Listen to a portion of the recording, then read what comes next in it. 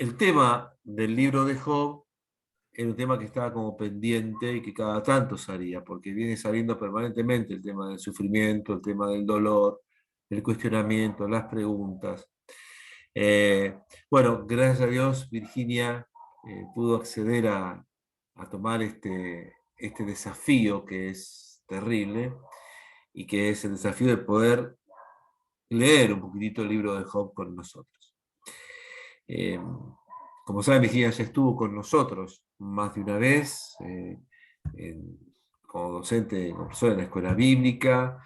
Algunos de estos cursos de los martes también participó, así que es una querida, muy querida amiga nuestra. Entonces, bueno, Virginia, aquí estamos, Bueno, escuchándote. muy bien. Bueno, buenas tardes. Vamos a comenzar con un libro que desde ya podríamos decir que no tiene la respuesta que a lo mejor estamos esperando, Ah, ¿no? Antes que nada. Pero tiene pistas muy interesantes, que son de alguna manera una forma de respuesta. Bueno, primero me gustaría ubicar al libro de Job. Bueno, obviamente que ya sabemos que está en el Antiguo Testamento, pero aparte de eso me gustaría ubicarlo dentro de lo que es la literatura sapiencial. Ustedes saben, lo sapiencial es lo que tiene que ver con la sabiduría, y junto con el libro de Job ponemos también entre los sapienciales al libro de los Proverbios, al libro del Eclesiastés, del Eclesiástico, y al libro de la sabiduría. Esos libros los ponemos dentro de lo que es la literatura sapiencial. Después ya dejaríamos para una parte más poética los salmos, las lamentaciones y el cantar de los cantares, ¿no? Pero los específicamente sapienciales serían estos: Job, Proverbios, Eclesiastés, Eclesiástico y Sabiduría. Lo primero que nos vamos a preguntar es, ¿qué es un sabio? Porque en Israel hablar de sabio es hablar de un grupo, hay un ruido, es hablar de un grupo muy grande de personas. Entraban dentro de la categoría de sabios desde los educadores hasta los que podemos llamar filósofos o teólogos. También aquellos que eran preceptores de los príncipes, es decir, los que enseñaban, los que les enseñaban a los reyes, a los príncipes en general, a los hijos de los reyes, que generalmente se iban a vivir a la casa del rey para enseñarle a los hijos. También se incluían dentro de los sabios a los que eran consejeros de la corte. Todas estas personas, como ven, pertenecen a un grupo muy grande, pero también paralelamente, porque estamos hablando de personas que tienen un cierto nivel de instrucción, filósofos, teólogos, preceptores, etc. Pero también había lo que se llamaba una sabiduría popular. Una sabiduría que era fruto, que era quizás hasta más sabia, digamos, y que era fruto de la observación de la experiencia, de la observación y de tener en cuenta la experiencia propia y de otros, y también una sabiduría que dan los años. Eso también entra dentro de lo que llamaban la sabiduría popular. Y eran temas que formaban parte de esta sabiduría muchísimos. El problema del mal, el problema de la felicidad, el éxito. Sabiduría también es saber tomar decisiones correctas, saber gobernar. Por eso los reyes pedían la sabiduría para poder gobernar, es decir, para poder discernir el bien del mal, sobre todo.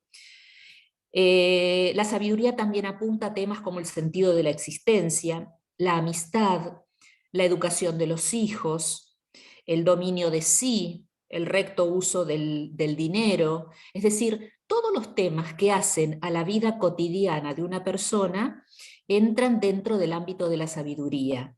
¿Por qué? Porque son problemas, porque en realidad lo que se busca es poder vivir bien, ¿no es cierto? Saber vivir. Y esta sabiduría es una sabiduría que no se la busca en los libros o en las bibliotecas, o ni siquiera como en el caso de los profetas, ¿no? Cuya sabiduría provenía específicamente de su contacto personal con la palabra de Dios. Esta es una sabiduría que se busca en la experiencia humana. Ahí se busca la sabiduría. Estar atento a la experiencia humana. En muchos casos, obviamente, y en el caso también del pueblo de Israel, una experiencia iluminada por la fe, en la mayoría de los casos cuando hablamos del pueblo de Israel, o de sabios del pueblo de Israel. Bueno, ¿quiénes son los que nos enseñan o nos transmiten o nos invitan a la sabiduría? Bueno, son el padre, la madre, los antepasados, los años. Todos ellos nos transmiten una experiencia que nos enseña sabiduría. Por ejemplo, voy a leer dos pequeños textos del libro de los Proverbios, donde hay máximas de sabiduría. Por ejemplo, en Proverbios, en el capítulo 5, en el versículo 1, dice: Hijo mío, haz caso de mi experiencia, le dice el padre al hijo. Hijo mío, haz caso de mi experiencia, presta oído a mi inteligencia. Y en Proverbios 6:20, también un padre le dice al hijo: Hijo mío, guarda los consejos de tu padre, no rechaces las instrucciones de tu madre. Bueno, esa es la forma, digamos, de ser transmitida la sabiduría. Entonces, como decíamos recién, la sabiduría no es una palabra que cae sobre uno, como se cuenta en los textos de los libros proféticos, ¿no? Que la palabra de Yahvé vino sobre el profeta tanto. No viene así la sabiduría en estos textos que estamos, o este tipo de sabiduría de la que estamos hablando. Tampoco es una ciencia infusa, sino que uno tiene que hacer grandes esfuerzos de observación y reflexión sobre la propia vida, sobre la realidad, sobre los demás. O sea, es una sabiduría que exige de cada uno una particular atención a toda la realidad, ¿no? Esa es la única manera en que uno va a poder brindar o transmitir, que serían los contenidos de la sabiduría, como dice el libro del Eclesiástico, enseñanzas prudentes y consejos oportunos. Bueno, entonces, el sabio tiene en cuenta la experiencia de siglos. No empieza la sabiduría con cada uno de nosotros, hay toda una experiencia previa de siglos, con la reflexión personal, con la inmersión en la época en la que cada uno vive y en la cultura en la que está inmerso, ¿no? Pero también hay que estar inmerso en la problemática de otros pueblos, de los otros pueblos. En Israel, sobre todo, cuando se hablaba de la sabiduría, se impuso rápidamente la idea de que, como dice el libro del Eclesiástico, toda sabiduría viene de Dios. Para el israelita la sabiduría es un don que se pide a Dios y que Dios concede. Por eso los sabios en Israel, sobre todo los de los últimos siglos, son hombres y mujeres profundamente religiosos. El sabio es una persona profundamente religiosa. Bueno, y además, por supuesto, todo esto que estamos diciendo no anula la personalidad de cada uno de los sabios y sabias. Habrá ancianos sensatos y modestos, habrá algunos optimistas, otros pesimistas, como por ejemplo el sabio que escribe el libro del Eclesiastés, ¿no? Que es alguien que está como desencantado de la vida, vanidad de vanidades, todo es vanidad. Es decir, ahí tenemos un sabio que es un poco pesimista. También hay personas sabios serenos, hay sabios apasionados, hay sabios refinados y hay sabios que tienen una escasa cultura. Es decir, la sabiduría la puede desarrollar, o sea, la sabiduría es una invitación para todos, para cada uno de nosotros, no solamente para algunos privilegiados. No anula nuestra persona ni nuestra personalidad y nos invita siempre a más. Bueno, yo dije que la característica de la sabiduría en Israel es que era un don de Dios, es decir, para los israelitas la sabiduría hay que pedirla y Dios la da. Pero la sabiduría es un fenómeno que es común a todo el Antiguo Oriente, no es un fenómeno privativo de Israel. Ya antes de Israel, otras culturas que ya existían trabajaban mucho este tema de la sabiduría, ¿no?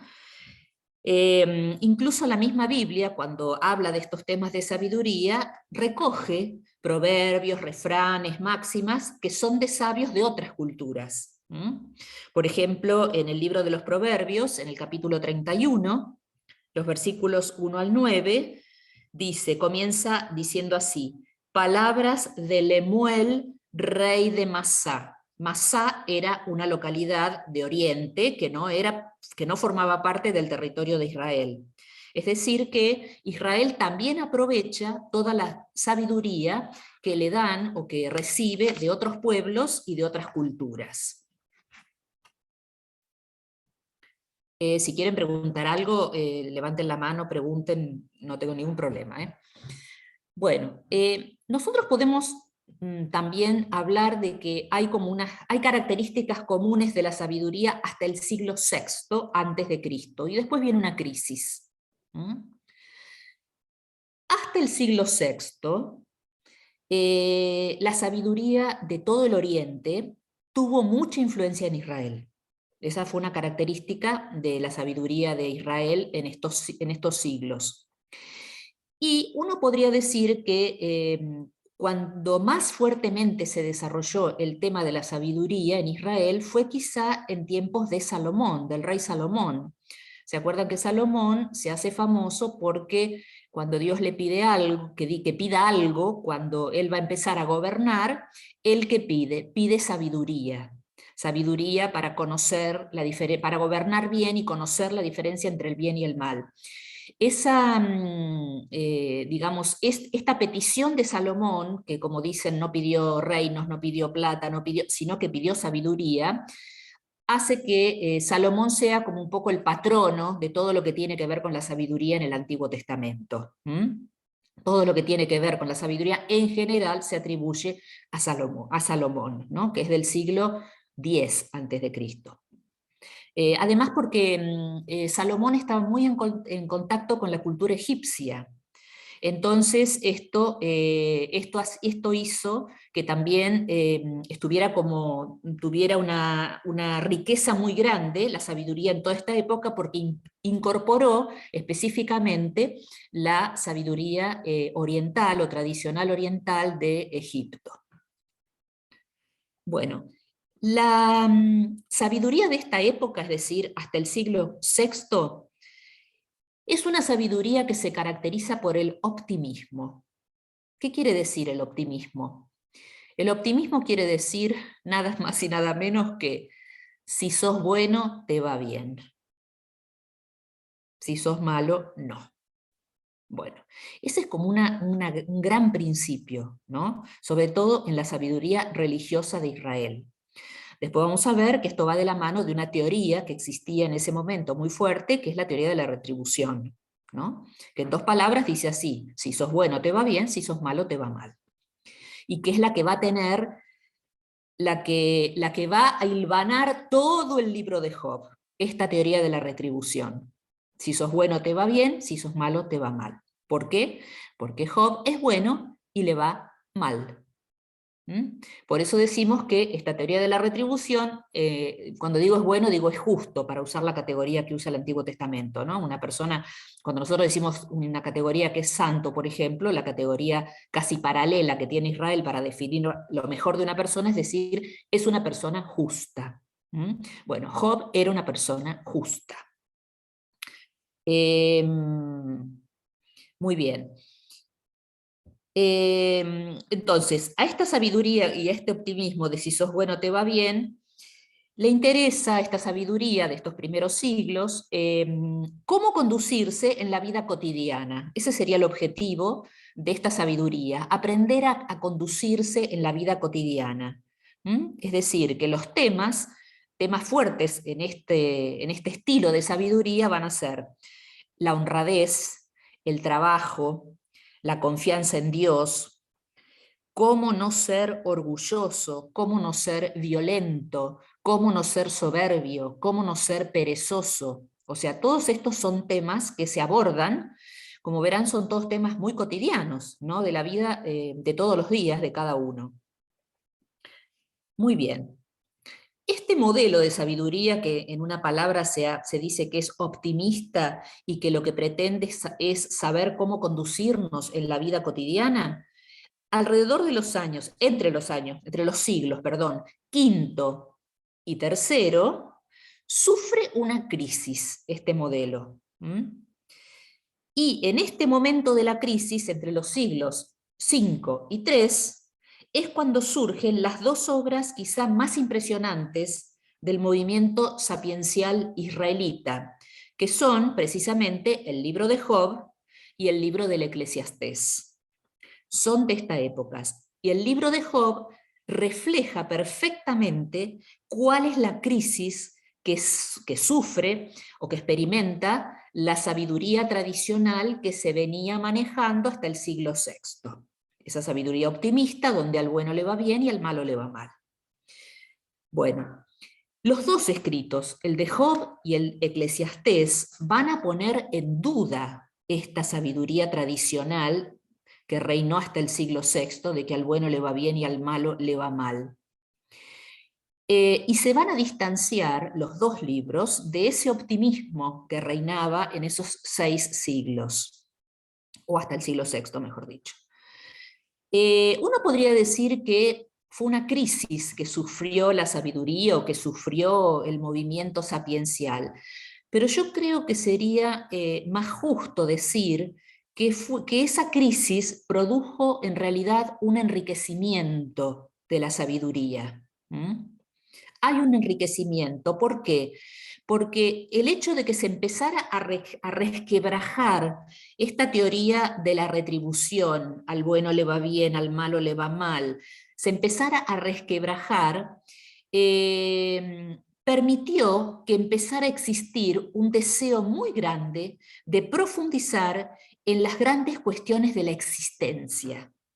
Es decir, uno podría decir que es como que la sabiduría se volvió, no es el término adecuado, pero para que lo entendamos, dejó de lado un poco el tema de la experiencia de la vida cotidiana para pasar a una reflexión un poco más filosófica, o un poco más teológica, si se quiere, hablando de los textos de la Biblia. Es decir, ya no vamos solamente al problema de la sabiduría en el orden de la vida cotidiana, qué tengo que hacer, para ser honrado, para ser trabajador, para ser tatá, sino que empieza una etapa en la que se empiezan a profundizar los grandes temas que están detrás de esto. Es decir, las cuestiones vitales de la existencia comunes a todos, no solamente las cuestiones cotidianas. Por eso decimos que pasa a convertirse o a enriquecerse, no es que se abandona lo otro, sino que se enriquece buscando una visión más profunda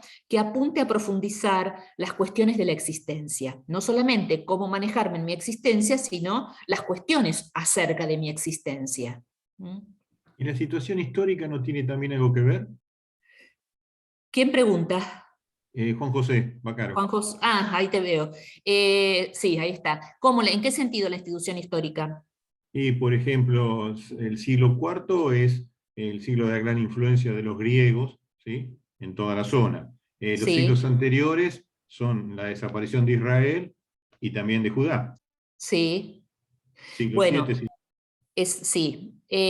Mira, con respecto a cuestiones históricas, yo creo que lo que más ha influido también, lo que también puso en crisis el optimismo de la sabiduría como venía, es que justamente en estos momentos, entre los siglos quinto y tercero, se produjo el exilio a Babilonia. Y ese fue un momento clave, porque ustedes saben que el tema es, el exilio en Babilonia obligó al pueblo de Israel a repensar toda su historia.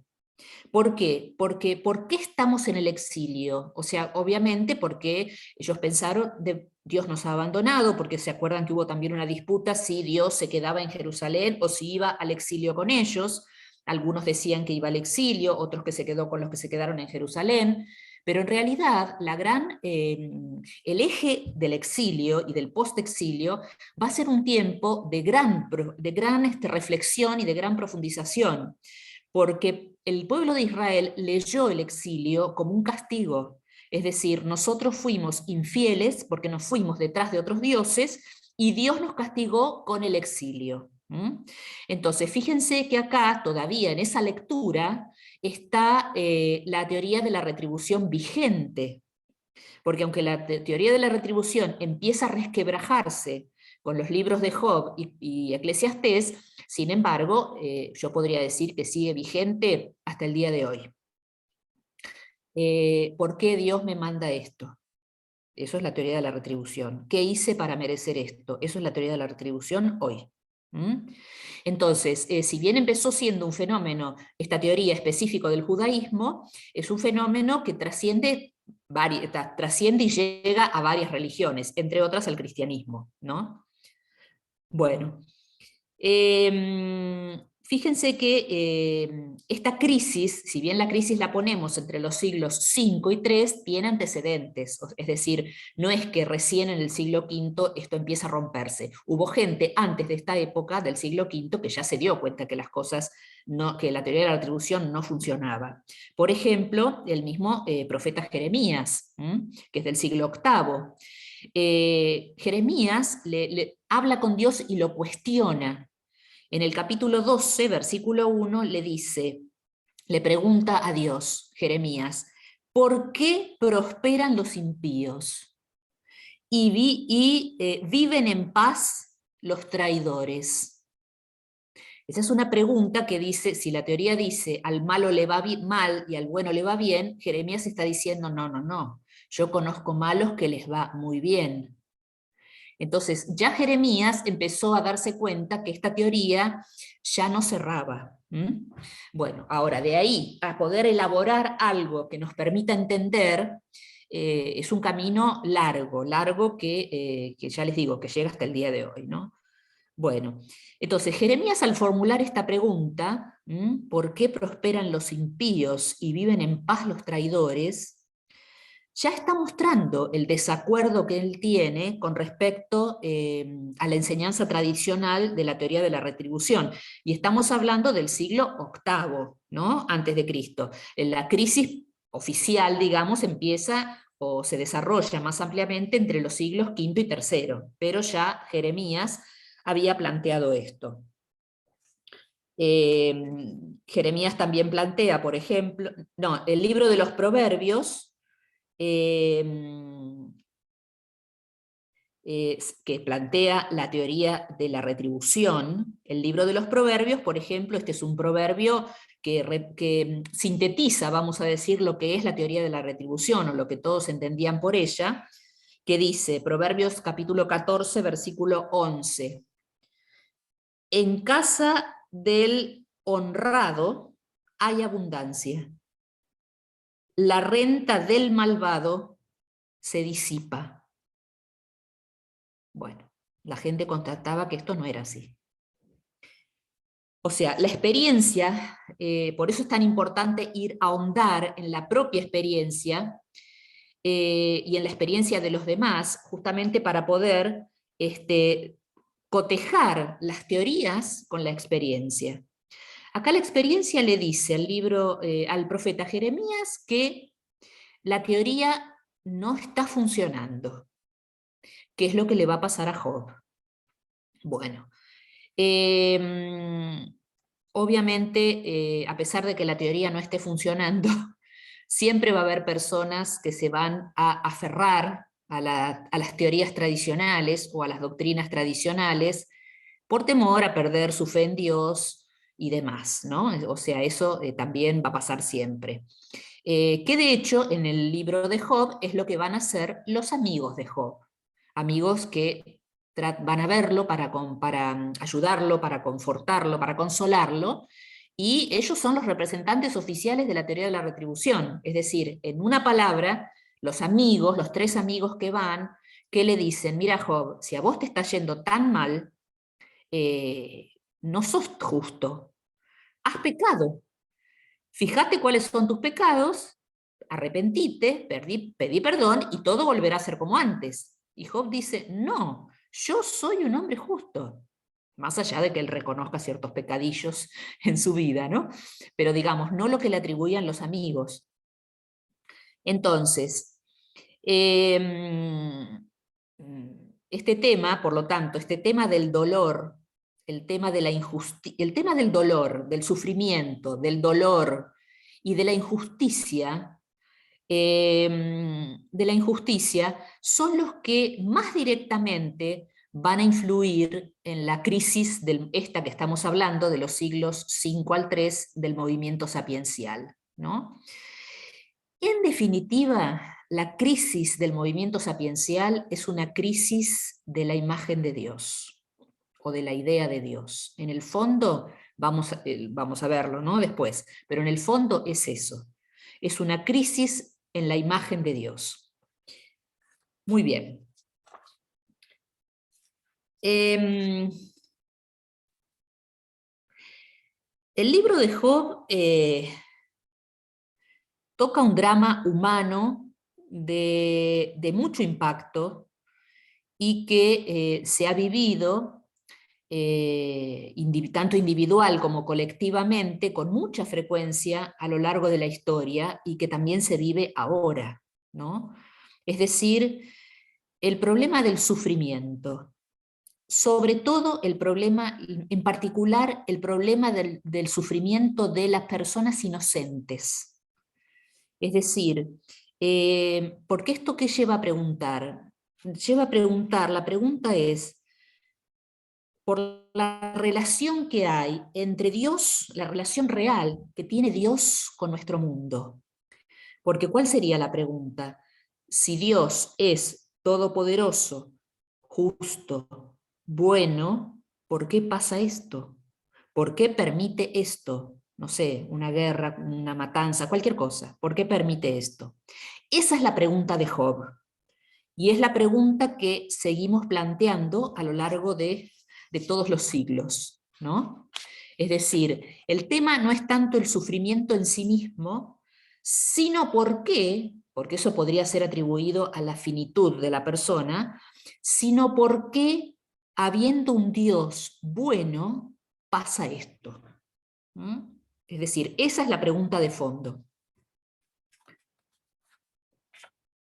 Voy a dar unas pequeñas informaciones básicas del libro. O sea, ustedes vieron que es un libro bastante largo, ¿no?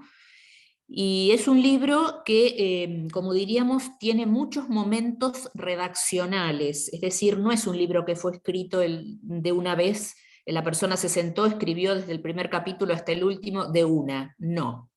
Hay muchos momentos en la redacción de este libro.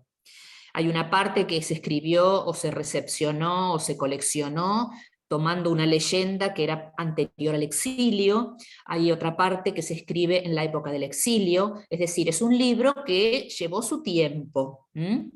Y entonces tiene, digamos, como todos los libros que son escritos a lo largo de varios periodos de tiempo, a veces hay incongruencias, cosas que vos decís, pero ¿cómo si acá dijo esto, acá dice lo otro? Bueno, etc. Eso es típico de todos, de la mayor parte de los libros de la Biblia, ¿no? Bueno, porque los autores cuando quieren encajar cosas antiguas con cosas que están escribiendo, tienen que generar lazos o nexos entre esas dos cosas como para que parezca una cosa toda de continuo, y esos lazos no siempre se logran muy bien. Pero acá hay una cosa que es fundamental, que es la característica fundamental de este libro, y que es lo que hay que tener en cuenta a la hora de leer el libro. Este libro, a ver, me gustaría que todos abran el libro de Job en sus Biblias.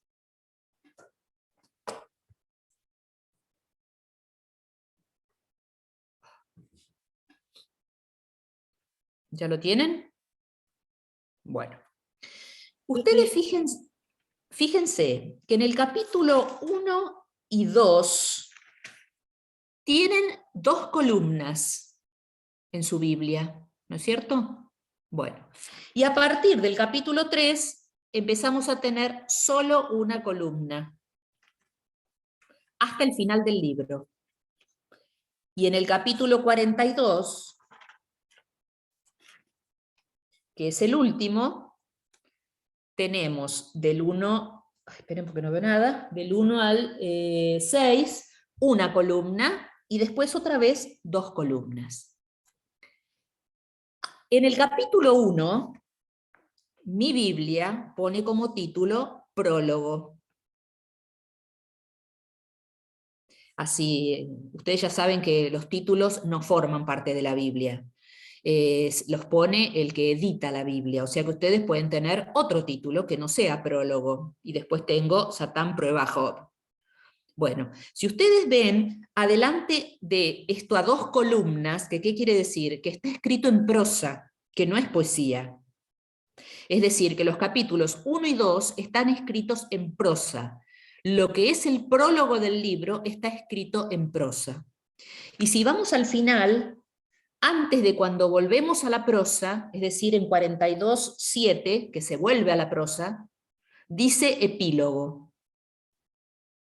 Es decir, en el libro tenemos al principio en prosa un prólogo y al final en prosa un epílogo. Y en el medio tenemos toda una parte que llamaríamos parte poética. Bueno, lo que está en prosa, o sea, los capítulos 1 y 2, y el 42 desde el versículo 7, es la parte más antigua del libro, la que sería preexílica, porque es una leyenda que el autor usó como marco de su libro. Todo lo que está en el medio, que está en forma poética, es lo que escribió el autor del libro de Job. Cuando yo digo autor del libro, es el que escribió la parte poética, porque la parte en prosa él la recogió de una leyenda que ya existía y la puso como marco de su parte poética. Dividió la leyenda en 2, puso un prólogo, después él escribió toda la parte poética, que es la que expresa lo que él como autor del libro piensa y que es distinto de lo que dice la leyenda, y al finalizar cerró con la última parte de la leyenda, también en prosa. Igualmente Bueno, hay 3 ciclos en diálogo y 3 ciclos en monólogo. exacto, porque son todos los discursos de Claro. cuando Job dialoga con los Con amigos, Eliú, con...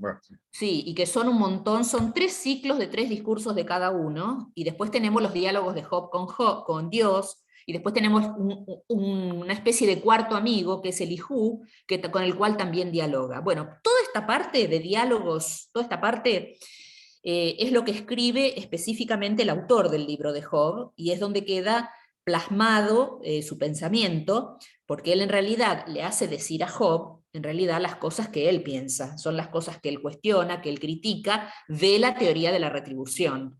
¿Mm? Bueno, si nosotros vamos, la leyenda, es decir, la parte en prosa, es lo más conocido del libro de Job. Es lo que todo el mundo conoce, y es por lo cual el flyer de nuestro curso preguntaba si estábamos hablando de un Job humilde, sumiso, obediente a Dios, o si hablamos de un Job rebelde. El Job humilde, sumiso, es el Job de la leyenda, es decir, de los capítulos 1, 2 y de los capítulos 42 desde el versículo 7.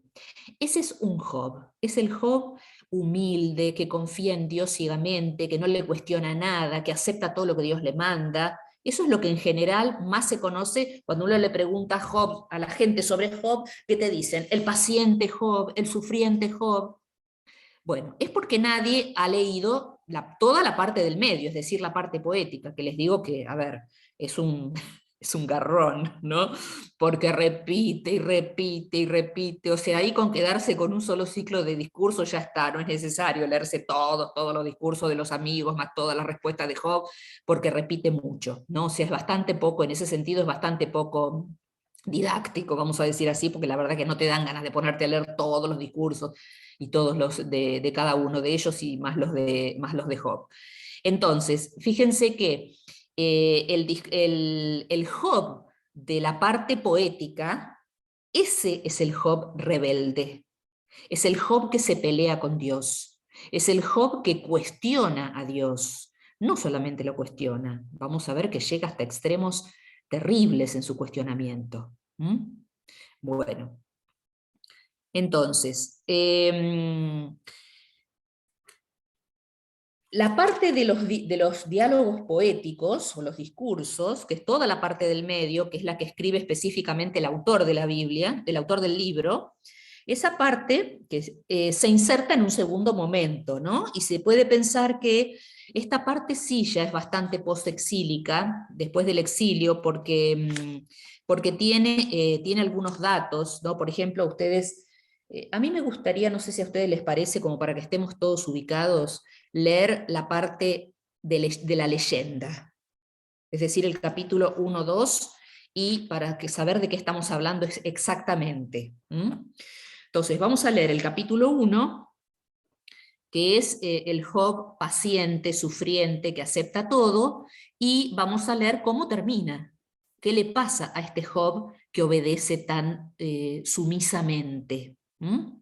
Bueno, voy a leer desde el capítulo 1. Dice, érase una vez un hombre llamado Job, que vivía en el país de Uz. Era un hombre íntegro y recto, temeroso de Dios y apartado del mal. El país de Uz es una región del oriente que no es el pueblo de Israel, que no está en el pueblo de Israel. Es decir, ya te da la pauta que Job no es un israelita, no es del pueblo de Israel, es alguien del país de Uz. Lo mismo va a pasar con sus amigos.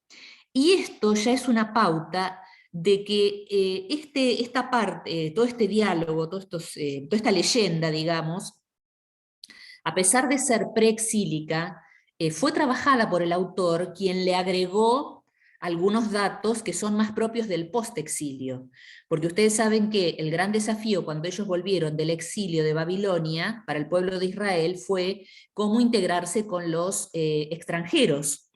Porque los que volvieron del exilio, que fue el grupo más fanático, más fundamentalista, quería eliminar todo lo extranjero. ¿Por qué? ¿Qué hacían? Ellos le echaron la culpa de lo que les había pasado, ir al exilio, a los extranjeros. Porque culpa de ellos, que los convencieron, que los arrastraron, que les impusieron sus dioses, etc. Por culpa de eso ellos fueron al exilio. Entonces, el grupo oficial, digamos, que volvió del exilio, volvió con esta mentalidad, que los extranjeros son los culpables de todo lo que nos pasó. Entonces hubo políticas anti-extranjeros muy fuertes, tomadas fundamentalmente por los que fueron oficialmente los reconstructores de la vuelta, que fueron Esdras y Nehemías, ¿no? Ustedes saben que tomaron medidas terribles, por ejemplo, con los matrimonios, porque claro, los que se habían quedado en ese tiempo, ahí entró a vivir gente de todas partes del imperio. Entonces se casaron, las mujeres judías o israelitas se casaron con personas de otros lados del imperio, o los miembros del pueblo de Israel se casaron con mujeres que no eran judías. Entonces, como se casaron con mujeres que no eran judías, los hijos no iban a ser judíos, porque para el pueblo de Israel, para que el hijo sea judío, la madre tiene que ser judía. Esto por una cuestión práctica en esos momentos, porque generalmente la madre sabías quién era y el padre generalmente, o muchas veces no sabes quién es. Entonces vamos a lo práctico, a la sabiduría práctica. Si tu hijo es hijo de una madre judía, es judío, punto. Entonces, claro, ¿qué hicieron Esdras y Nehemías? Bueno, todos los que se habían casado con mujeres que no eran judías, tuvieron que divorciarse y tuvieron que despedir a sus hijos porque no eran judíos. Bueno, un montón de medidas de este tipo terribles se tomaron contra todo lo que era extranjero. Entonces fíjense que acá pasa lo contrario. El protagonista, ¿qué libros típicos son de esa época que van a decir que los culpables no son los extranjeros sino ellos mismos? Y el libro de Ruth, por ejemplo. El libro de Ruth, que es el libro de Jonás, donde, en el libro de Ruth, donde una mujer extranjera, Ruth, que es moabita, termina siendo equiparada a las madres del pueblo de Israel. El mismo pueblo se lo dice, tú eres como las madres de nuestro pueblo. Es decir, la política extraoficial, pero que está en varios libros de la Biblia, es que había mucha gente que pensaba que los extranjeros no eran los responsables de lo que a ellos les había pasado. Y más todavía, no solo no eran los responsables, sino que los ayudaban a ser fieles. Entonces ahí hay una lucha muy fuerte entre la postura oficial, que es la que volvió a reconstruir Israel, y la postura de todos estos grupos que no estaban de acuerdo. Entonces, uno podría decir que es propio del post-exilio esta postura de ver, de que algunos vean favorablemente al extranjero. Entonces acá, en el libro de Job, al poner que Job no era israelita, porque era del país de Uz, y los amigos tampoco, porque vienen de distintas regiones que no son de Israel, está mostrando, le está dando al libro una cierta universalidad interesante. O sea, cuando decimos que le da universalidad, ¿qué quiere decir? Que si bien el problema que se va a plantear es un problema de la teoría de la retribución propia de Israel, es un problema propio del pueblo de Israel, no es un problema exclusivo de Israel. Este problema, con otros nombres o con otras teorías, los tienen todos los pueblos. Y además, por eso el camino que va a proponer el libro es un camino para todos, no solamente para los miembros del pueblo de Israel, sino para todos los que con otros nombres defiendan o critiquen la teoría de la retribución. Es decir, que le da esta característica de universalidad, hace que por más que la leyenda sea preexílica, tiene toques postexílicos, fue como retocada por el autor. Bueno. Entonces, habíamos visto que Job era un hombre íntegro y recto, temeroso de Dios y apartado del mal. Versículo 2. Tenía 7 hijos y 3 hijas. Poseía 7.000 ovejas, 3.000 camellos y 500 yuntas de bueyes, 500 burras y numerosos siervos. Era el más rico de toda la gente de Oriente. O sea que además estamos hablando de un hombre rico. Eso también es importante destacarlo. Sus hijos tenían por costumbre juntarse para comer en casa de uno de ellos por turnos y mandaban llamar a las 3 hermanas para que comieran con ellos. Una vez acabados estos días de fiesta, Job los llamaba para purificarlos. Al día siguiente, de madrugada, ofrecía un holocausto por cada uno de ellos, pues pensaba que a lo mejor habían pecado maldiciendo a Dios en su interior. Siempre hacía lo mismo. Un día en que los hijos de Dios fueron a presentarse ante Yahvé, apareció también entre ellos el Satán. Bueno. Acá ya pasamos, subimos, salimos del plano de la tierra, donde está Job con todas sus riquezas, posesiones, hijos, etc., y subimos al plano del cielo, donde vive Dios con su corte, y también en esta época aparece un personaje que también es post-exílico, que es el Satán. Satán también vive en la corte con Dios, porque tiene una tarea y la hace bajo la supervisión de Dios, digamos. Este tema de Satán también tiene que ver con el tema del mal, ¿no es cierto? Porque yo siempre digo que las teorías o las doctrinas que son dualistas, es decir, donde hay un principio, un Dios del bien y un Dios del mal, o un principio del bien, un principio del mal, tienen solucionado el problema del mal. ¿Por qué? ¿Por qué existe el mal? Y porque hay un Dios del mal que es el que lo provoca. En cambio, las religiones o las espiritualidades monoteístas, no es tan fácil el problema del mal solucionarlo, porque nosotros tenemos un único principio, que es Dios. Entonces, ¿qué hacemos? ¿Se lo atribuimos a Dios también el mal o de dónde viene el mal? Bueno, ese es el otro gran tema. Entonces, En la reflexión del pueblo de Israel, cuando primero el mal también venía de Dios, porque obviamente era el único principio en todo el Antiguo Testamento, el mal, Dios provoca la lluvia, el terremoto, las enfermedades, todo, porque como hay un único principio, lo bueno y lo malo, todo proviene de Dios, hasta que alguien se dio cuenta que no creía en ese Dios, y entonces se modificó la imagen, ¿no es cierto? Pero quiero decir que siempre se trató de ver dónde poner el tema del mal. Bueno, en la época post-exílica, el tema del mal se puso en un personaje llamado Satán, o Satanás. Es importante saber que Satanás no tiene entidad, es decir, ser Satanás es cumplir una función, porque el nombre Satanás significa el que se opone a Dios, es decir, el rival de Dios. Yo siempre digo, por ahí para escándalo de algunos, pero bueno, cuando los alumnos me preguntan, ¿pero quién es Satanás? Y bueno, yo les digo, miren, en el Nuevo Testamento Satanás es Pedro, porque Jesús le dice a Pedro, aléjate de mí, Satanás, cuando no acepta la pasión para Jesús. Entonces, ven que Satanás es toda aquella persona, institución, ideología, etcétera, que se erija como rival de Dios. Entonces, Satanás puede ser una persona, puede ser un conocido, puede ser una institución, es decir, no es una entidad física en el sentido de, como yo digo, bueno, o una entidad en el sentido de un principio del mal, como yo digo, Dios puede ser principio del bien, ¿no? Después, bueno, filosóficamente diríamos que es ausencia del bien, pero ese es otro tema. Pero quiero decir que es una tarea, ¿no? Así como cuando uno dice el diablo. El diablo lo mismo, diablo quiere decir el que divide. Entonces, ¿quién es el diablo? Y todo aquel que divide. Ese es el diablo. También es una función. Son todas funciones que después el libro del Apocalipsis las va a equiparar.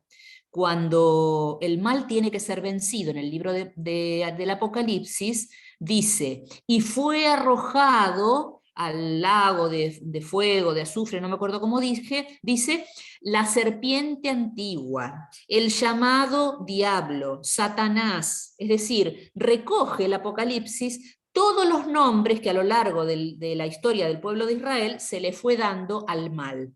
La serpiente antigua, ¿quién es? La serpiente del Génesis. Entonces, yo también siempre digo, ¿no es cierto? La serpiente antigua, yo lo que me tengo que preguntar es, ¿la serpiente antigua qué hace? Trata fundamentalmente a Adán y a Eva de ponerlos en contra de Dios, seduciéndolos, haciéndoles sugerencias. ¿Pero cómo? ¿Dios no les dijo que no podían comer de ningún árbol? Y la mujer dice, bueno, no, de ninguno no, nos dijo que solamente no podemos comer del árbol del conocimiento del bien y del mal, de los otros podemos. Le hace todas preguntas capciosas para ponerlos en contra de Dios, para que vean que Dios les ha mentido, que en realidad Dios lo que quiere es que ellos no sean como Él, etcétera, etcétera. Entonces, la pregunta que yo me hago a partir de la lectura del Génesis es, ¿quién es para mí hoy la serpiente? Es decir, ¿quién cumple esa función en mi vida, en mi entorno, que a mí me va poniendo en contra de Dios, que me va haciendo dudar de Dios, que me va haciendo cuestionar de Él, su bondad, su misericordia, muchas cosas, ¿no es cierto? Es decir, ¿quién cumple ese rol? Eso es lo que yo me tengo que preguntar. Lo mismo con diablo, lo mismo con Satanás. ¿Quiénes cumplen hoy en mi vida ese rol? Bueno, entonces, pero acá el nombre es Satanás o Satán, el adversario. Igualmente Dios tiene soberanía sobre Satanás acá. Exactamente, porque vos fijate porque le dice, vos haces esto, pero no le hagas aquello. Fíjate, tal cual. Y lo presenta dentro de su corte de ángeles. Sí, pero sí, Dios le dice, vos no te zarpés porque... Tal cual, tal cual. Además, Satanás actúa porque Dios le da permiso y le encarga una misión, no actúa por cuenta propia. Claro, porque claro, sí, sí. Satanás hace Viene lo mismo y le trae una propuesta. Claro. ¿No? Y Dios le dice, bueno, fíjate, pero no, hasta acá no nomás. jodas mucho. Tal cual. Pero... sí, y hace lo mismo que la serpiente del paraíso. Le dice, claro. ¿te fijaste en tu siervo Job? Y Dios le dice... lo chicanea. Claro, lo chicanea, exactamente. Sí, porque Dios es... Sí, porque claro, vos le das todo, pero a ver, probalo un poquito a ver si sigue igual. Es decir, esa es una tarea. que tienen personas concretas, ¿no?, en nuestras vidas. Y lo deja en pelota, hablando mal y pronto, pobrecito. Sí, tal cual. Bueno, entonces aparece, pero el personaje Satanás es propio del post-exilio, es decir, se puso en el post-exilio el mal en un personaje denominado Satanás, ¿no? Bueno, muy bien, versículo 7. Dijo entonces Yahvé al Satán: ¿de dónde vienes? El Satán respondió: de dar vueltas por la tierra y pasearme por ella. Yahvé replicó a Satán: ¿te has fijado en mi siervo Job? No hay nadie como él en la tierra. Es un hombre íntegro y recto, temeroso de Dios y apartado del mal. Respondió Satán a Yahvé: ¿te crees que Job teme a Dios por nada? ¿No ves que lo has rodeado de protección a él, a su familia y a todas sus posesiones? Has bendecido sus actividades y sus rebaños se extienden por el país. Pero trata de poner la mano en sus posesiones, te apuesto a que te maldice a la cara. Contestó Yahvé a Satán: de acuerdo, métete con sus posesiones, pero no le pongas la mano encima. Y el Satán salió de la presencia de Yahvé. Un día en que sus hijos e hijas comían y bebían en casa de su hermano mayor, llegó un mensajero donde Job diciendo: estaban los bueyes arando y las burras pastando al lado, y de pronto han caído sobre ellos los sabeos, que después abajo en el versículo aparece otro pueblo, en el versículo, qué mal que veo, 17, me parece, los caldeos. Sabeos y caldeos, como dice la nota al pie de página de la Biblia de Jerusalén, son pueblos transhumantes que se dedican al robo y al saqueo. Dice: estaban los bueyes arando y las burras pastando al lado, y de pronto han caído sobre ellos los sabeos y se los han llevado, después de haber matado a los siervos a filo de espada. Solo yo he podido escapar para contártelo. Todavía estaba hablando cuando llegó otro con el siguiente mensaje: los caldeos, divididos en 3 grupos, se han echado sobre los camellos y se los han llevado, después de haber matado a los siervos a filo de espada. Solo yo he podido escapar para contártelo. Todavía estaba hablando cuando llegó otro con el siguiente mensaje: tus hijos e hijas estaban comiendo y bebiendo en casa del hermano mayor. De repente, un viento huracanado del otro lado del desierto ha embestido contra los 4 ángulos de la casa, que se ha derrumbado sobre los jóvenes y han muerto. Solo yo he podido escapar para contártelo. Se levantó Job, rasgó su manto y se rapó la cabeza. Después cayó en tierra en actitud humillada y dijo: desnudo salí del seno materno y desnudo volveré a él. Yahvé me lo ha dado y Yahvé me lo ha quitado. Bendito sea el nombre de Yahvé. Fíjense, fue despojado de animales, hijos, etc., y su actitud fue: y bueno, Dios me lo dio, Dios me lo quitó. Bendito el Satán que esperaba que a partir de esto Job maldijera a Dios. Pero Job no maldice a Dios, su esposa también quiere que lo maldiga, pero Job no maldice a Dios. Dice: Dios me lo dio, Dios me lo quitó, bendito, encima lo bendice, bendito sea el nombre de Yahvé. A pesar de todo, Job no pecó ni imputó nada indigno a Dios. Esto es importante, no le echó la culpa a Dios de lo que pasó. Capítulo 2. Un día en que los hijos de Dios fueron a presentarse ante Yahvé.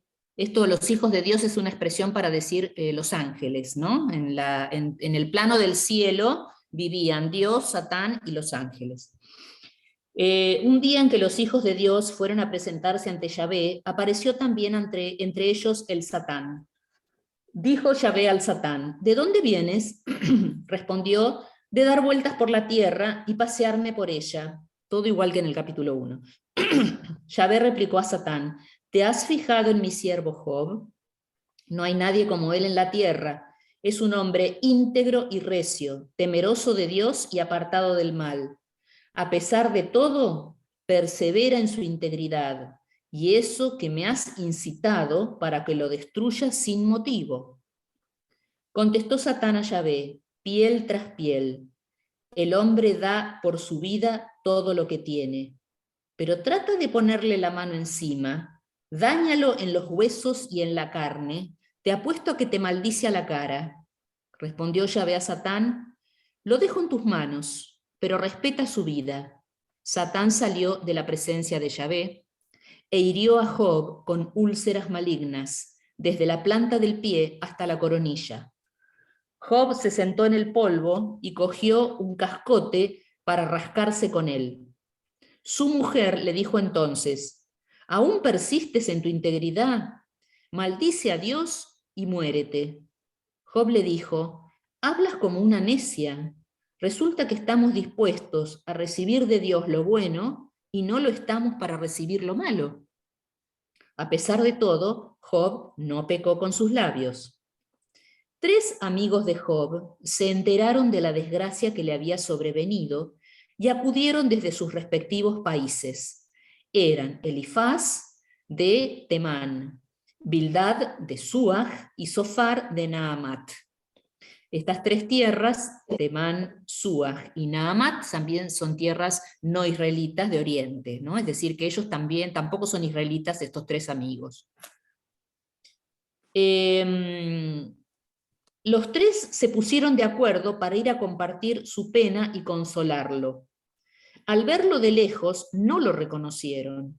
Empezaron entonces a llorar a gritos, rasgaron sus mantos y echaron polvo sobre sus cabezas. Esto de echar polvo sobre las cabezas es un signo de hacer duelo y penitencia, ¿no? Se sentaron en el suelo a su lado durante 7 días y 7 noches sin decir una sola palabra, viendo su terrible dolor. Bueno, ahora empieza la parte poética. Dice que ellos se sentaron sin decir una sola palabra, pero ahora empieza la parte poética donde no paran de hablar los 3 amigos. Entonces, la parte en prosa, que es la primera parte de la leyenda, ¿dónde termina? Vamos a leer la continuación de la leyenda y vamos a saltearnos ahora toda la parte poética. Entonces vamos a ir a 42:7, que es el final de la leyenda. Que cuando empieza, el autor trató de unir de hacer un nexo para que quede suturado con todos los diálogos que él había introducido. Entonces en 42:7 dice, después de pronunciar estos discursos, a Job dijo Yahvé a Elifaz de Temán, uno de los amigos, estoy enfadado contigo y con tus 2 amigos, porque no habéis hablado bien de mí como mi siervo Job. Coged ahora 7 terneras y 7 carneros, acudid a mi siervo Job y ofrecedlos por vosotros en holocausto. Mi siervo Job intercederá por ustedes. Solo en consideración a él no les infligiré castigo alguno, por no haber hablado bien de mí, como sí lo ha hecho mi siervo Job. Elifaz de Temán, Bildad de Suaj y Zofar de Naamat fueron a ejecutar la orden de Yahvé, y Yahvé tuvo en consideración a Job. Yahvé cambió la suerte de Job después de haber intercedido por sus amigos y duplicó todas sus posesiones. Fueron a verle todos sus hermanos y hermanas junto con sus conocidos y comieron en su casa. Se lamentaron y le consolaron por la desgracia que le había infligido Yahvé. Cada uno le regaló una moneda de plata y un anillo de oro. Yahvé bendijo ahora a Job más que al principio, pues se hizo con 14.000, le duplicó todo lo que tenía y había perdido, ¿no? Se hizo con 14.000 ovejas, 6.000 camellos, 1.000 yuntas de bueyes y 1.000 burras. Tuvo también 7 hijos y 3 hijas. A la primera le puso el nombre de Paloma, a la segunda Acacia y a la tercera Frasco de perfumes. No había en todo el país muchachas más hermosas que las hijas de Job. Su padre las hizo herederas junto con sus hermanos. Job vivió después 140 años y conoció a sus hijos, nietos y bisnietos. Job murió anciano tras una larga vida.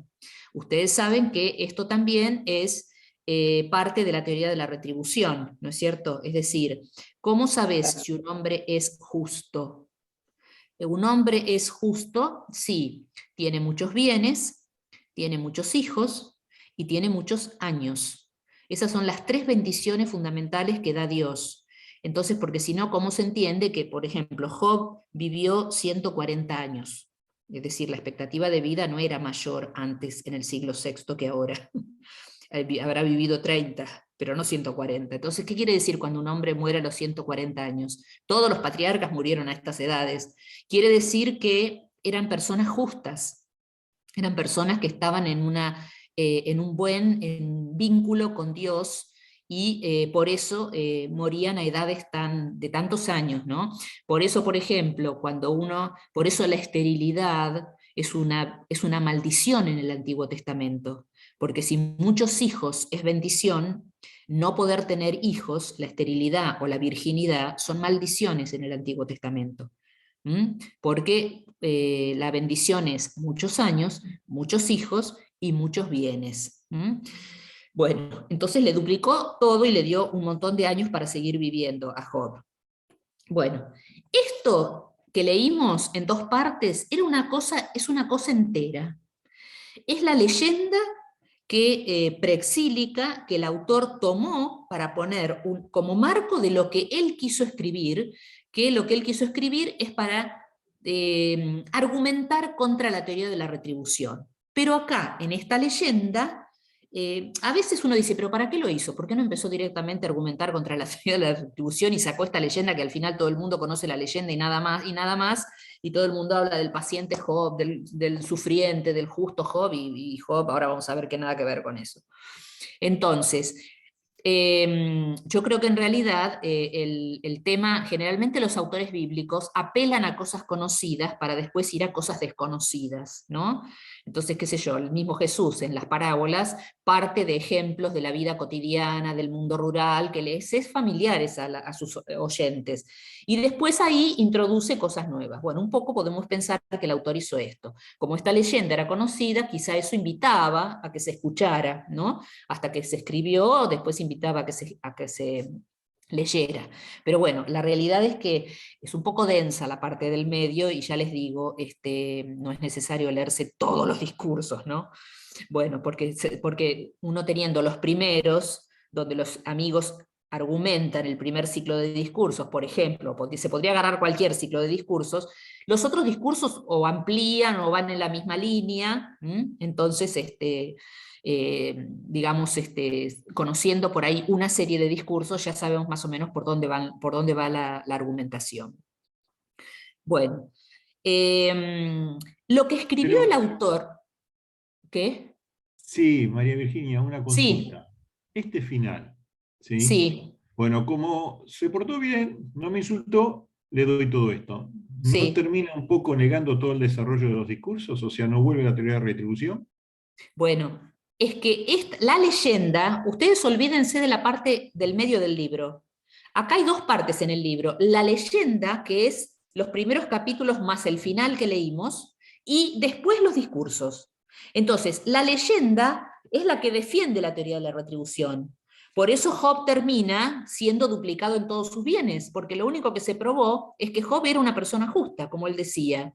Entonces, lo que pasó fue que Satán trató de mostrar que Job hacía todo, porque en realidad Dios lo proveía de todo, y terminó quedando que, a pesar de todo lo que le pasó, Job nunca maldijo a Dios, y habló, como dice él mismo, habló bien de mí, como dice Dios, no como los amigos que después, cuando dice de los amigos van a hablar mal, es porque ahí hay una introducción, de un anticipo de los amigos para poder después dar pie a la parte poética. Cosas que se introducen en la leyenda para después dar pie a lo que va a venir en la parte poética. La parte poética contradice totalmente lo que dice la leyenda. Es decir, la parte poética no está a favor de la teoría de la retribución, pero la leyenda sí. Entonces, a Job Job terminó mostrando que realmente era un hombre justo, y al justo le va bien. Entonces, ¿Dios qué hizo? Le devolvió no solamente lo que tenía, sino por duplicado. Esa es la teoría de la retribución. Al justo le va bien. Job dijo siempre que era un hombre justo, cuando le pasó todo lo que le pasó, nunca maldijo a Dios, nunca dudó de él, nunca le echó la culpa a Dios de lo que le pasaba. Entonces Dios terminó mostrando que era verdad, que Job era justo. Entonces, para que quede bien claro, le duplico todo lo que le había sacado, le devuelvo lo que le había sacado duplicado. Pero también Esa es la teoría de la retribución, sí. hay una cosa también entre los tres amigos que tiene que ver mucho con la sociedad en sí misma cuando uno tiene una desgracia, ¿no? O sea, esos tres amigos que lo empiezan a juzgar, le dicen, bueno, loco, pero vos alguna macana te mandaste. Y cuando ven Exactamente. que lo empiezan a hurgar con eso y no le encuentran vuelta, bueno, van a lo de Dios y dicen, bueno, pero fíjate que Dios tampoco es tan así, tan... O sea, yo hay una cosa aparte del mensaje y la leyenda, tomo también Sí, mucho la imagen de estas tres personas que a veces somos nosotros mismos, ¿eh? exactamente. Y, Exactamente.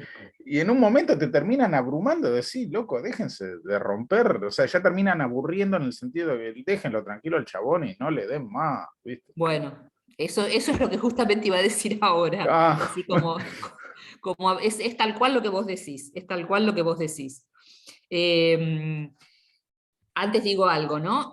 Como dije recién, la leyenda, principio y final, prólogo y epílogo, que es una sola leyenda, defiende la teoría de la retribución.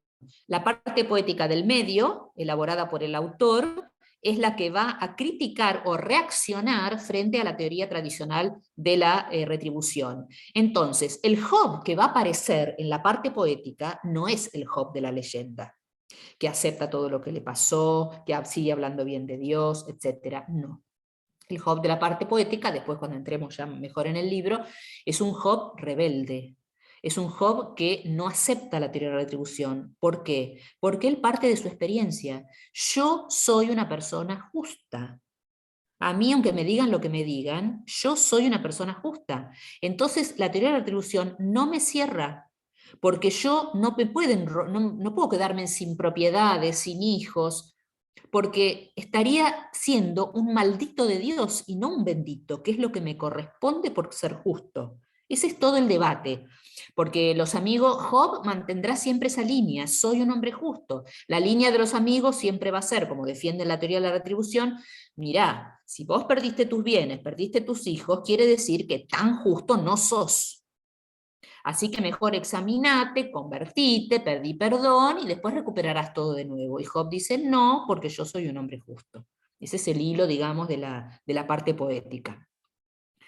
También hay algunos, yo les iba a hacer, pero bueno, lo voy a hacer para la próxima, un esquema de más o menos de la estructura del libro.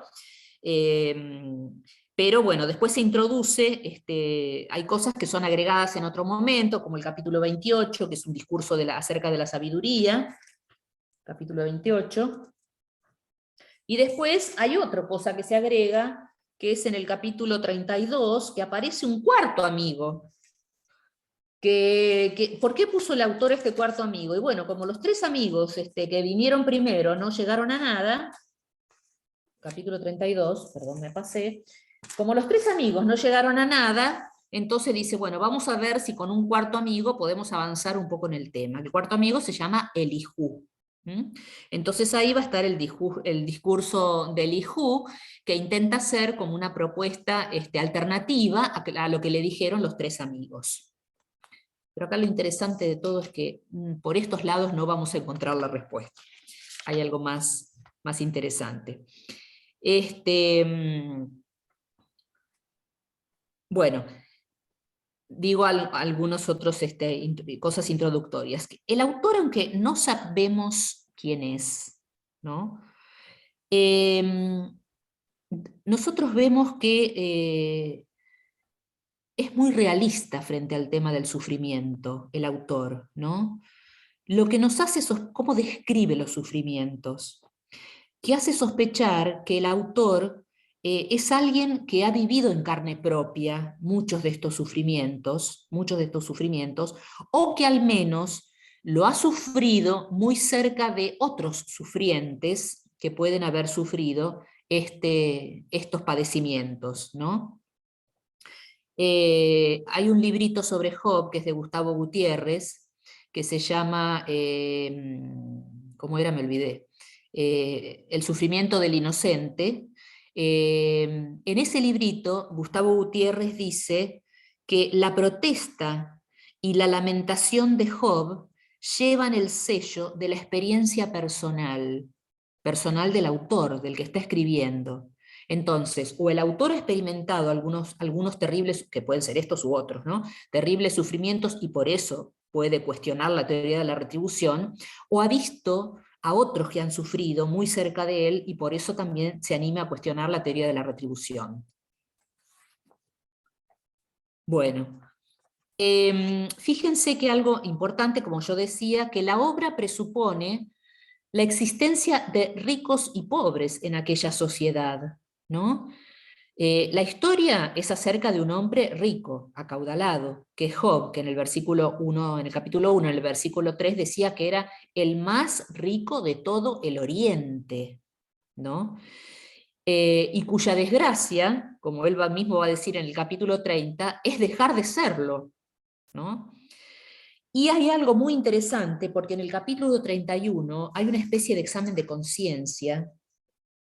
El capítulo 31 es un discurso de Job, es como una defensa que hace Job, pero es como una especie de examen de conciencia, y los autores lo que señalan es que el examen de conciencia que está en este capítulo 31 representa la moral de una persona, de un patriarca como es Job, rico e influyente, pero que tiene una gran sensibilidad social, que podría ser la situación del autor. Es decir, el autor podría ser alguien rico e influyente con gran sensibilidad social. ¿Por qué podemos deducir esto del capítulo 31, que es el examen, como un examen de conciencia que hace Job? Porque todos los pecados que ahí se señalan no son pecados contra el culto, que era lo más común. Es decir, arrepentirse de pecados contra el culto, de irse contra otros dioses y demás. Son todos pecados que van en una línea social. Vamos a leer, por ejemplo, del capítulo 31, los versículos del 13 al 23.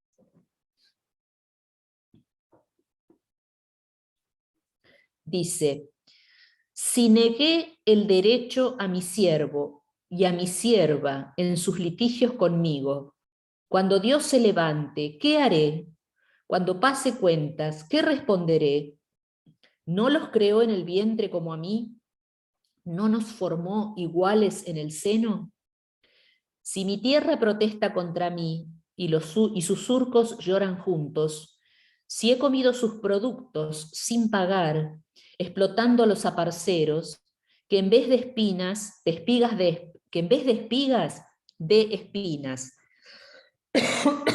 en vez de cebada, ortigas. Si me cerré a la necesidad del débil y dejé morir de llanto a la viuda, si comí solo mi ración, sin compartirla con el huérfano, desde niño lo cuidé como un padre, lo guié desde el seno materno, si vi sin ropa a un transeúnte, sin nada que ponerse a un indigente, si no me bendijeron sus cuerpos calientes con la lana de mis corderos, si alcé mi mano contra el huérfano, por contar con apoyo en el tribunal, que se me salga de la espalda el hombro, que mi brazo se rompa por el codo, pues temo el castigo de Dios, no resistiría su majestad. Fíjense que todos los pecados de los que él se acusa, el autor, se acusa a Job, pero en realidad es un poco lo que el autor dice del mismo, ¿no? Es decir, si no asistí la trilogía que nombra siempre el Antiguo Testamento de quiénes son los pobres, el huérfano, el levita, la viuda, ¿no? Es decir, si él todo el examen de conciencia apunta sobre esto, si no los asistí, si no los vestí, si me robé sus cosas, etcétera, ¿no? Son todos pecados que tienen que ver más con pecados sociales que no con pecados litúrgicos, que era algo muy típico, ¿no? De los grupos más oficiales. Bien. Una cosa importante que quiero aclarar también es que la obra, cuando uno lee la obra, vos no podés deducir que se esté hablando de ningún momento concreto de la historia de Israel, o sea, de ninguna crisis de Israel. Porque, ¿quién es ese hombre rico que perdió todo, pero que se acusa de pecados sociales? ¿A qué momento de la historia de Israel está haciendo alusión? Puede ser Los a varios. patriarcas. Más los cerca. Y jueces. da la pauta como que es un sacerdote dentro de su familia también, porque habla de holocaustos al comienzo, de cómo los No, pero bendice. él, sí, pero él no menciona, o sea, No, cuando no, él menciona sus pecados, no dice que claro. no fue correcto en las ofrendas, en el sacrificio, en el holocausto, pero es alguien, yo apunto a esto, alguien rico que perdió todo. Hay dos momentos importantes en los cuales los que eran ricos perdieron todo en la historia de Israel. Una fue en el exilio, porque no se olviden que en la primera deportación se llevaron primero al rey y se llevaron primero a las clases terratenientes o a las clases pudientes, a los ricos, digamos, de Jerusalén. Fueron los primeros que fueron llevados al exilio. Es decir, que podría estar aludiendo al momento del exilio, cuando los que eran ricos perdieron todo cuando fueron al exilio. Pero también podría ser alusión a la vuelta del exilio, porque los que volvieron se encontraron con que todo lo que había quedado ahí y ellos habían dejado, los que quedaron se lo apropiaron. Entonces empezó una lucha para querer recuperar todo lo que ellos habían tenido antes de irse. Entonces, bueno, puede estar aludiendo a otros más, como vos decís, a los patriarcas, qué sé yo, puede estar aludiendo a otros momentos más, pero en realidad no está haciendo, vos no encontrás datos o elementos como para decir, está hablando de estos, de las clases pudientes que fueron al exilio. No, puede ser, pero puede no ser. Entonces, lo que es importante es que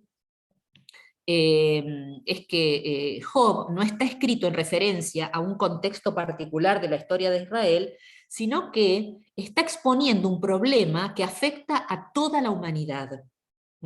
Es decir, más allá de las clases pudientes que fueron al exilio, puede estar hablando de todos los ricos que perdieron cosas. Pueden ser bienes materiales o pueden ser ricos en otras cosas y que también se han perdido, ¿no?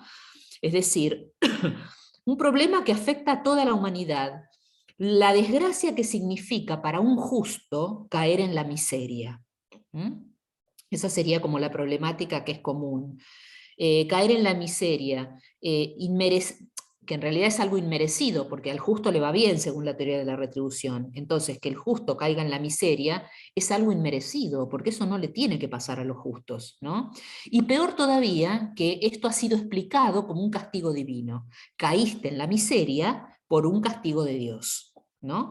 Porque sos pecador de alguna manera. Esta vinculación de poner el sufrimiento como un castigo por los pecados es siniestra, ¿no? Pero es lo que propone la teoría de la retribución y es lo que, bueno, muchas personas todavía lamentablemente tienen en sus mentes. Recording in progress. Bueno, listo. Digo simplemente una cosa, que nosotros nos planteamos, ¿cuándo nos planteamos nosotros personalmente el problema del mal o el problema del sufrimiento? A veces porque pasamos nosotros por circunstancias difíciles, por momentos difíciles. Otras veces porque vemos el sufrimiento de otros. Es decir, hay muchas razones de por qué uno se plantea esto. Pero acá en el libro la principal razón parecería ser lo que dijimos al principio. ¿Cómo compaginar el mal y el sufrimiento con la existencia de un Dios que supuestamente es bueno y que supuestamente se preocupa por nosotros? Ese es el punto, ¿no? El punto clave que quiere debatir este libro. Bueno, dejamos acá, José Luis. Cuidate Sí, ese sí. ojo, que está terrible. Ay, está terrible, sí. La verdad que sí. Sí, la verdad que muchas gracias. Muy bien, descansada la vista porque... Sí, me mata. Bueno, Muchas sí, gracias. gracias, Muchas gracias. gracias. Gracias, Cuida ese ojo. Virginia. Estuvo Me buenísimo. y, Gracias, este, gracias.